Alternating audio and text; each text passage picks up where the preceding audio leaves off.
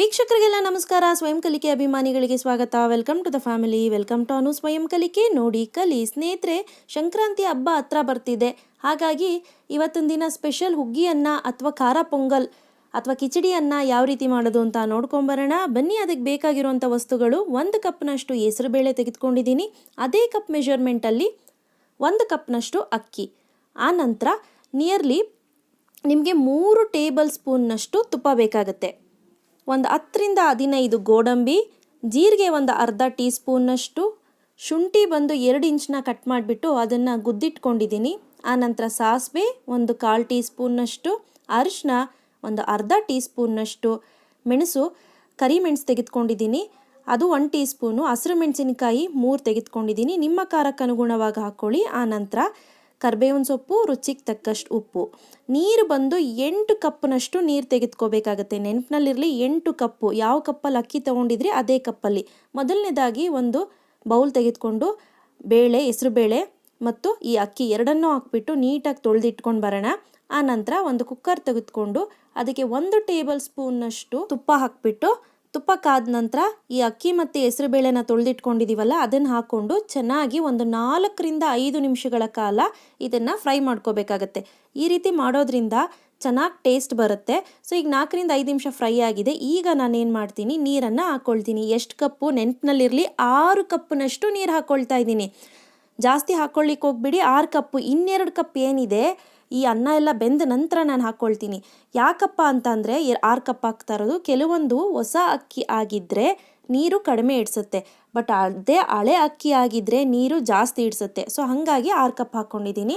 ಆನಂತರ ಇದಕ್ಕೆ ಸ್ವಲ್ಪ ಅರಿಶಿನ, ನಂತರ ಕರಿಬೇವು, ಆನಂತರ ಈ ಶುಂಠಿ ಈ ಟೈಮ್ನಲ್ಲೇ ಹಾಕೋದ್ರಿಂದ ಒಳ್ಳೆ ಫ್ಲೇವರ್ ಬಿಟ್ಕೊಳ್ಳುತ್ತೆ. ಅದಕ್ಕೋಸ್ಕರ ನಾನು ಈಗಲೇ ಹಾಕ್ಕೊಳ್ತಾ ಇದ್ದೀನಿ. ರುಚಿಗೆ ತಕ್ಕಷ್ಟು ಉಪ್ಪು ಎಲ್ಲವನ್ನು ಹಾಕ್ಬಿಟ್ಟು ಒಂದು ಸತಿ ಮಿಕ್ಸ್ ಮಾಡಿಬಿಟ್ಟು ಚೆನ್ನಾಗಿ ಈಗ ಕುಕ್ಕರ್ ಲಿಡ್ ಕ್ಲೋಸ್ ಮಾಡಿಬಿಟ್ಟು ಮಿನಿಮಮ್ 3 ವಿಷಿಲ್ ತೆಗೆದುಕೊಂಡು ಬರೋಣ. ಈಗ ನೋಡ್ತಾ ಇರ್ಬೋದು, ಈಗ ಕಂಪ್ಲೀಟಾಗಿ ಪ್ರೆಷರ್ ಹೋಗಿದೆ. ಈಗ ನಾನು ಏನು ಮಾಡ್ತೀನಿ ಅಂದರೆ ಚೆನ್ನಾಗಿ ಇದನ್ನು ಮ್ಯಾಶ್ ಮಾಡ್ಕೊಳ್ತೀನಿ. ಕರೆಕ್ಟಾಗಿ ಆಗಿದೆ, ನೋಡ್ತಾ ಇರ್ಬೋದು ನೀವು.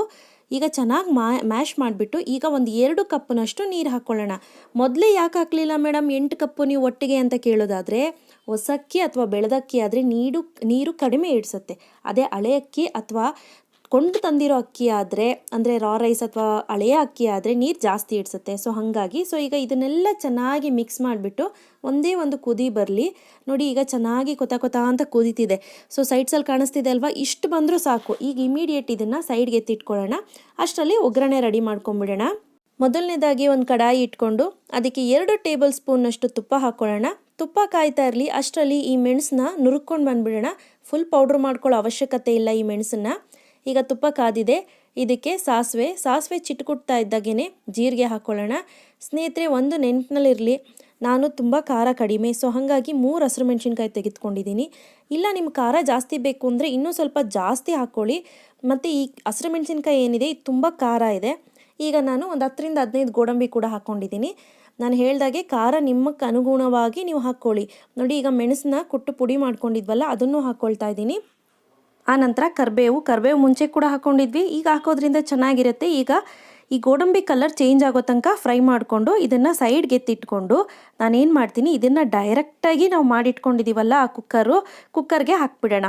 ಹಾಕ್ಬಿಟ್ಟು ಒಂದು ಒಳ್ಳೆ ಮಿಕ್ಸ್ ಕೊಟ್ಬಿಟ್ಟು ಇಟ್ಟರೆ ರೆಡಿ ಆಯಿತು. ಈಗೇನು ಇದನ್ನು ಕುದಿಸ್ಬೇಕು ಬೇಯಿಸ್ಬೇಕು ಅನ್ನೋ ಅವಶ್ಯಕತೆ ಇಲ್ಲ.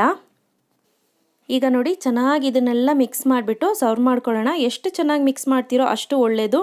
ತುಪ್ಪ ಹಾಕಿರೋದ್ರಿಂದ ಒಳ್ಳೆ ಟೇಸ್ಟ್ ಬರುತ್ತೆ. ಸೊ ಈಗ ಸರ್ವ್ ಮಾಡ್ಕೊತಾ ಇದ್ದೀನಿ.